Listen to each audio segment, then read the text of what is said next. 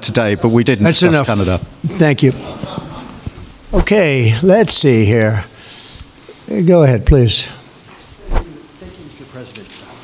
Earlier today, you told me that you believe that foreign countries pay tariffs, but Americans who are concerned about higher prices believe, as most people do, that they're paid by consumers and importers when they import things into this country.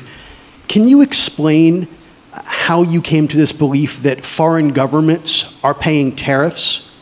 And for the Prime Minister, did you discuss with President Trump his repeated statements of desire to annex Canada?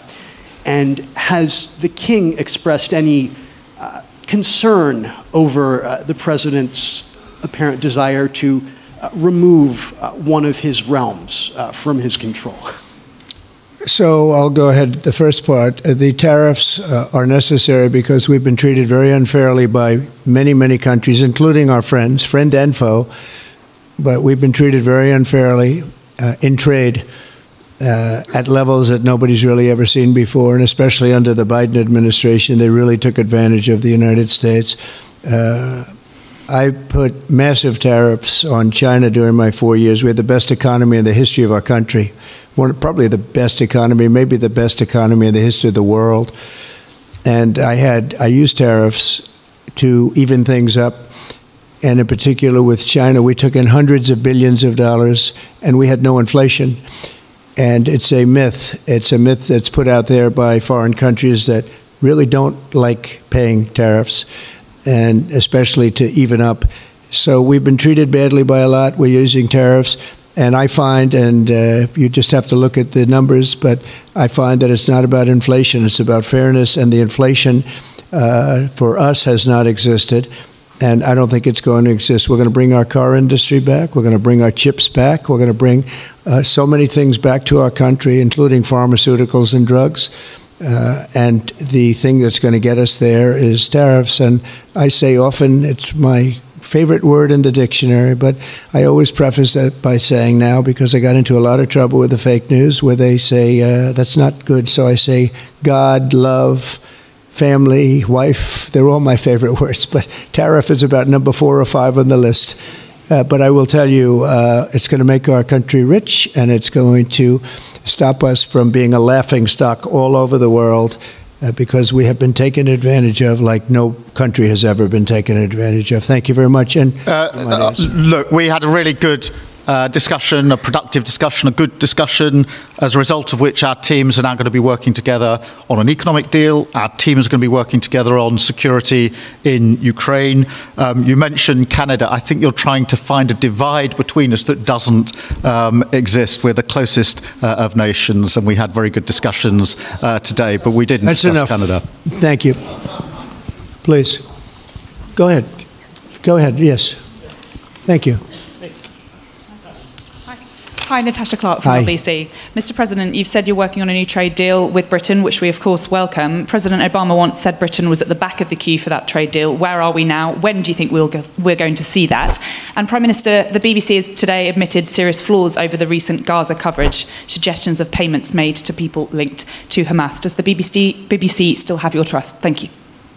Well, they didn't do well with President Obama. He'd never got a lot of things done, and he didn't get a trade deal done that was of any importance or magnitude. We've had great discussions on trade, and I think we're going to have a deal done rather quickly as it can be done. We're going to have something, I think, rather quickly. We expect to do that. Okay? Please. On the BBC, look, I've been concerned about the programme in question. The Secretary of State had a meeting with the BBC. I think it was yesterday, it could have been the day before. Thank you. Jeff, go ahead. Thank you, sir. Pardon me. Mr. President, do you support Article 5 of the NATO treaty? And are you concerned that it might be triggered if European peacekeeping forces end up in Ukraine? I support it. I don't think we're going to have any reason for it. I think we're going to have a very successful peace, and I think it's going to be a long-lasting peace. And I think it's going to happen hopefully quickly. If it doesn't happen quickly, it may not happen at all. And we want it for 2 reasons. Number one, I want to see on a humane basis, I want to see soldiers stop getting shot, because largely it's soldiers now. Towns have been obliterated, but it's largely that. And I don't want to pay billions and billions and billions of dollars, nor does the Prime Minister or anybody else, on a senseless war that should have never happened. And we're going to get it taken care of. But I think it's going to be a peace that's going to be long-lasting. Do you have a question for the Prime Minister? Thank you. Mr. Prime Minister, you were asking the President today about a backstop for Europe if the peacekeeping force ends up in Ukraine. Did you feel like you got a satisfying answer for yourself and for Europe? And Mr. President, if you want to comment on that as well, please do.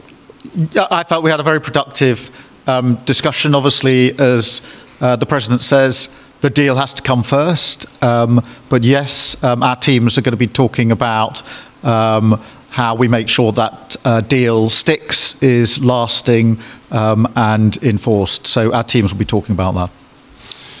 Okay. Please, Blue. Mr. President, some experts think it could take more than a decade to mine the precious minerals from Ukraine.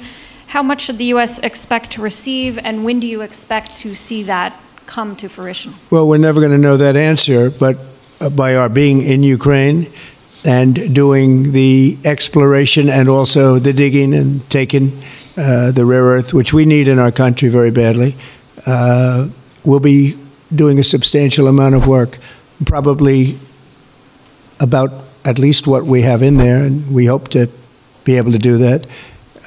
You never know when it comes to that. You know, you dig and maybe things aren't there like you think they're there, but we'll be spending a lot of time there. It'll be great for Ukraine. It's like a huge economic development project, so it'll be good for both countries. Okay? Please.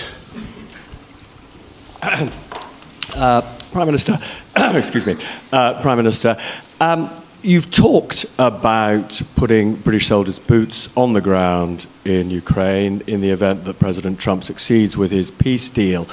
But can you do that without a firm assurance that America will have our back in the form of some kind of security guarantee were Putin to breach that agreement? And Mr. President, tomorrow you're seeing President Zelensky to sign this deal on minerals and energy that could be hugely important to the United States. Will you take the opportunity to apologize to him for calling him a dictator while praising Vladimir Putin, who is a dictator? Well, Robert, let me start by saying I've been really clear today and previously that I think that European countries, including the United Kingdom, need to step up in our own defence and security. We've been doing that in recent days. You saw the announcement we made on spending just the other day. In addition to that, I've made it clear that the United Kingdom will play its full part in ensuring that if there's a deal, and we hope there is a deal in Ukraine, that is a lasting deal that sticks. And we're obviously working with other European countries on that, France and NATO in particular. But I think I'm hosting 18 countries on Sunday to further our discussions. You heard from the President this morning that, you know, as historically has always been the case, we have each other's backs. And today we've been talking about the deal, how that will be a lasting deal, and coming out of this, our teams will now be talking in detail about that. And I think we're going to have a very good meeting tomorrow, 11 o'clock, and I think we're going to have a very good meeting tomorrow morning. We're going to get along really well, okay? We have a lot of respect. I have a lot of respect for them. We've given them a lot of equipment and a lot of money, but they have fought very bravely, no matter how you figure it. They have really fought. Somebody has to use that equipment, and they have been very brave in that sense.